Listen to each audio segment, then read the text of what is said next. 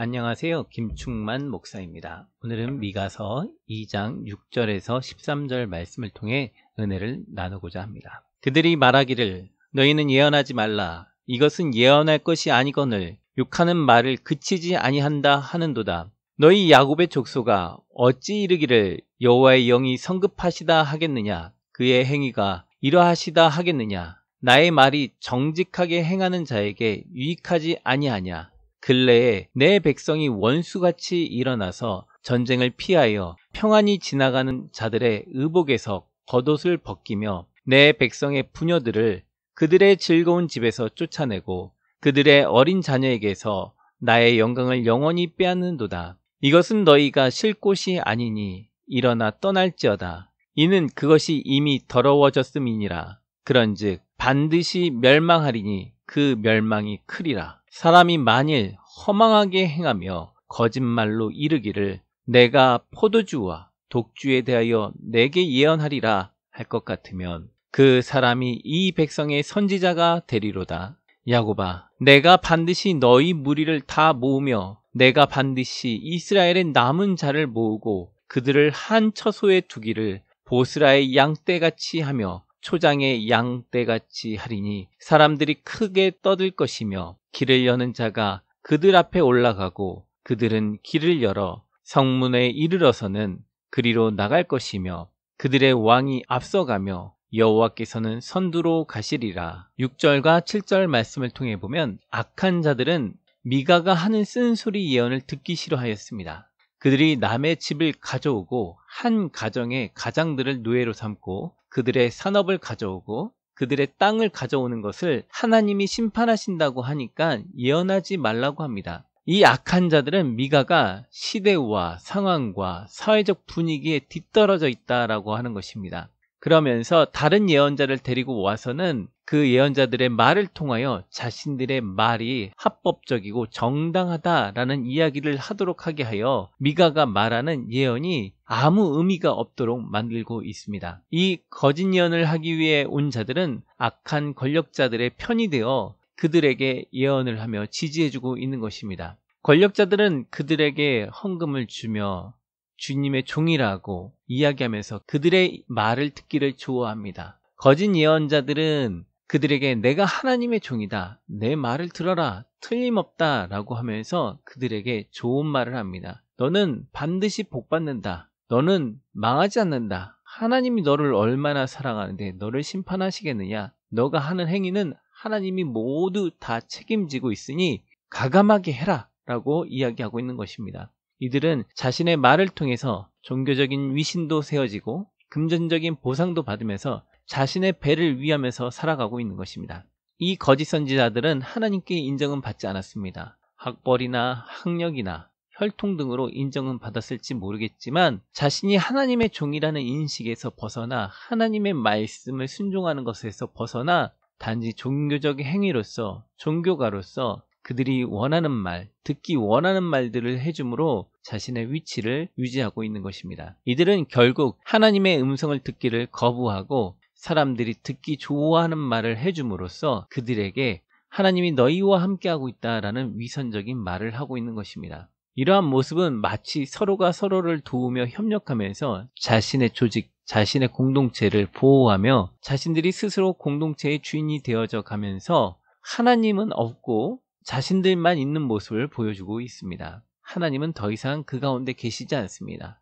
그 가운데 그들은 하나님의 말을 들을 생각을 하지 않습니다. 하나님이 없는 공동체, 겉으로는 이스라엘 백성이고 겉으로는 하나님의 말씀을 잘 듣는 것처럼 보이는 종교적인 행위를 하고 있는 사람들이지만 정작 하나님의 말씀은 없는, 하나님은 계시지 않는, 하나님과 동떨어진 삶, 하나님의 말씀과 모순된 삶, 그 삶을 살면서 자신들은 진정으로 좋은 신앙인들, 선택받은 신앙인들, 바른 신앙인들이라고 외치고 있는 것입니다. 자신들은 바르고 종교적으로 잘하고 있습니다. 헌금도 잘하고 있고 11조도 잘하고 있습니다. 기도 생활도 너무나 잘하고 있습니다. 그렇기 때문에 자신들이 벌 받을 수가 없는 것입니다. 왜냐하면 빚진 사람들에게 합법적으로 그들의 채무를 요구하고 있고 그들의 집을 가져가고 있고 그 사람들을 노예로 삼고 있고 그 사람들의 기업을 가져오고 있기 때문입니다. 불법적으로 강제로 갖고 온 것이 아니라 자신들의 권력과 능력으로 그들의 것을 정당하게 갖고 왔다고 주장하는 것입니다. 이들은 8절에서 10절을 보면 이 악한 권력자들은 여태까지 정당하게 자신들의 재산을 증식시켰기 때문에 죄가 없습니다. 그러므로 이들은 타인의 옷을 가져오는 것도 죄가 없습니다. 왜냐하면 빚을 가져오기 위해서 옷을 가져오는 것입니다. 그들은 사람들이 자신들에게 빚진 것을 갚게 만들기 위해 그들이 평안히 입고 있는 옷마저도 가져옵니다. 심지어 그들이 쉬고 있는 집도 가져옵니다. 집을 가져오니 자녀들이 거할 곳이 없습니다. 행복하게 쉬던 집들이 소멸된 겁니다. 어린이들은 경제적으로 허덕거리고 있습니다. 미래에 대해서 더 이상 좋은 꿈을 꾸지 못합니다. 자신들이 커서 어떤 어른이 될 것인가 상상은 사라집니다. 오직 돈을 버는 것에만 집중하는 겁니다. 남에게 유익을 주고 남에게 좋은 사람이 되는 것보다 자신이 지금 당장 먹고 살아야 되니까 어려운 환경 속에서 꿈과 이상이 사라지는 것입니다. 부모들은 나가서 열심히 돈 벌어서 일하느라고 집을 사기 위해 극도로 피곤하게 열심히 일하다 보니 자녀를 돌보지 못하여 방치됩니다. 아이들은 교육받지 못하다 보니까 성적은 떨어지게 되고 대인관계는 나빠지게 되고 그러다 보면 사회의 문제를 낳게 됩니다. 커서 결혼을 하려고 하지만 실집을 구하지 못합니다. 끊임없이 떠돌아다닙니다. 돈이 없어 결혼을 하지 못하게 되는 것입니다. 사업장이 있어서 자기 사업을 하고 나가는 것이 아니라 누군가의 종업원이 되어 끊임없이 평생 대대로 가난이 대물림 되는 것입니다. 이러한 현상이 된 것은 가진 자들이 없는 자들을 돌보지 아니하고 그들을 벼랑으로 몰아내고 있기 때문에 그렇습니다. 하나님께서는 이 땅을 백성들에게 주시면서 안식하라고 서로 각자에게 준 땅 안에서 각자의 영역 안에서 안식하며 평안을 누리며 어려운 자들을 서로 도우라고 해줬습니다. 마치 큰형이 동생들을 돌봐주는 것처럼 돈이 있는 자가 없는 자들을 돌봐주라고 했습니다. 그런데 욕심 많고 힘 있는 형이 동생들이 호주머니에 갖고 있는 모든 것들을 다 털어서 자신이 다 먹고 동생들은 다 굶기는 것입니다.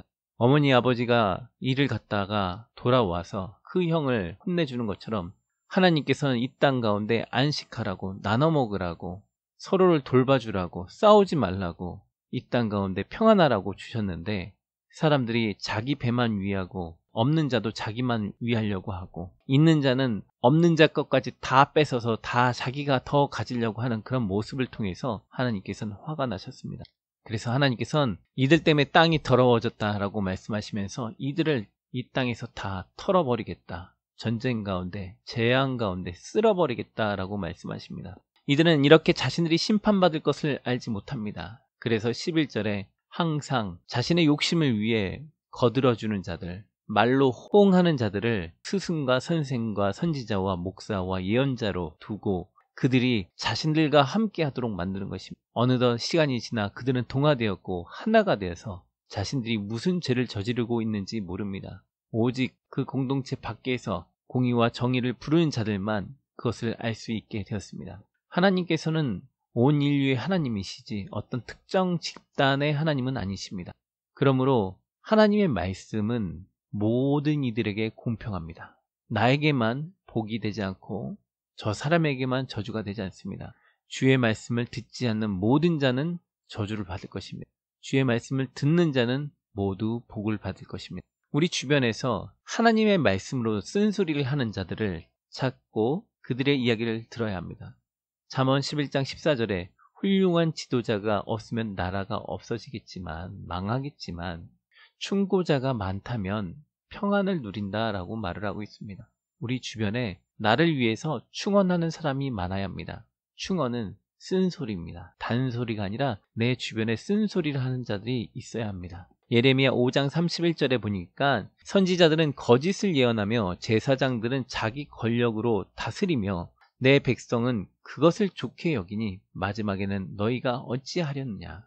그렇습니다. 거짓을 예언하고 자기 권력으로 이 땅을 다스리는 자들, 하나님의 뜻대로 통치하고 하나님의 뜻대로 약자들을 돌보며 이 땅을 세우는 자들이 아닌 그 모든 자들은 하나님께 심판을 받을 것입니다. 항상 내 주변에 충언자가 있는지, 내가 약자들을 돌보고 있는지, 하나님 말씀 가운데 서 있는지 돌아보아야 하는 것입니다. 목회자라고, 성도라고, 세상 사람이라고 하나님 앞에서 심판을 벗어날 수 없습니다. 잘못만 하고 잘못 행동하는 모든 이들은 하나님 앞에서 심판을 받을 것입니다.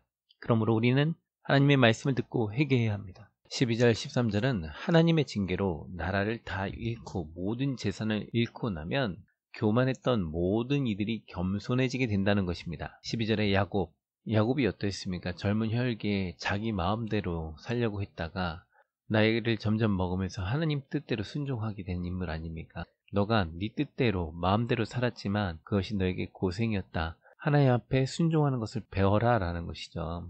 우리가 주께 순종하기 시작하면 주께서 우리를 회복시키신다라는 것입니다. 하나님께서 우리를 보호하시고 실만한 물가로 풍요로운 곳으로 우리를 인도하신다라는 것입니다. 그때 사람들은 하나님께서 우리를 보호하시고 인도하신다는 것을 보고 놀라게 될 것입니다. 주께서 우리 앞길을 막고 있는 모든 것들을 다 헐어버리시고 주의 길로 우리를 인도하실 것입니다. 주님은 백성들 앞에, 왕 앞에, 주님은 제일 앞에서 우리를 인도하시면서 푸른 초장으로 인도하실 것입니다. 학생들이 상담하면 이런 것을 느낄 때가 있습니다. 아이들에게 어떤 말들을 하면 그 말들을 잘 들으면 성적도 오르고 대인관계도 좋아지고 학교나 가정의 문제들이 좋아지는 것을 볼 때가 있습니다. 그러나 잘 따라오지 않으면 학교 성적이나 가정 문제나 대인관계 문제가 생기는 것을 볼 때가 있습니다.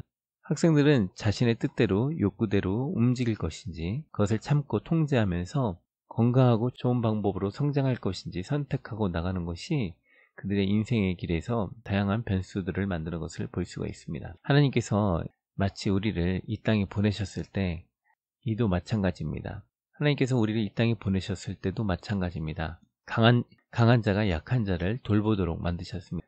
그런데 강한 자가 자기 배만 위하고 자기를 위해서 약자들을 희생시킨다면 큰 형을 굉장히 많이 혼내고 나무랬을 것입니다. 하나님께서는 이 땅 가운데서 벌어지고 있는 이 일들 가운데 간섭하시고 바라보시고 심판하신다라는 것입니다.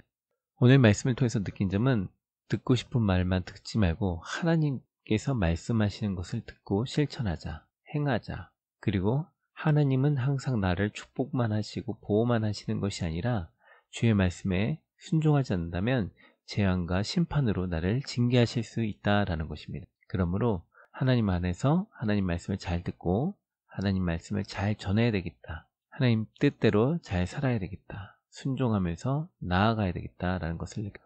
오늘 하루도 주님 안에서 주와 동행하시면서 승리하시길 축복합니다. 구독과 알람을 통해서 하나님의 은혜를 함께 나누었으면 좋겠습니다. 또한 다른 분들과 공유함으로 하나님의 은혜를 함께 나누었으면 좋겠습니다. 감사합니다.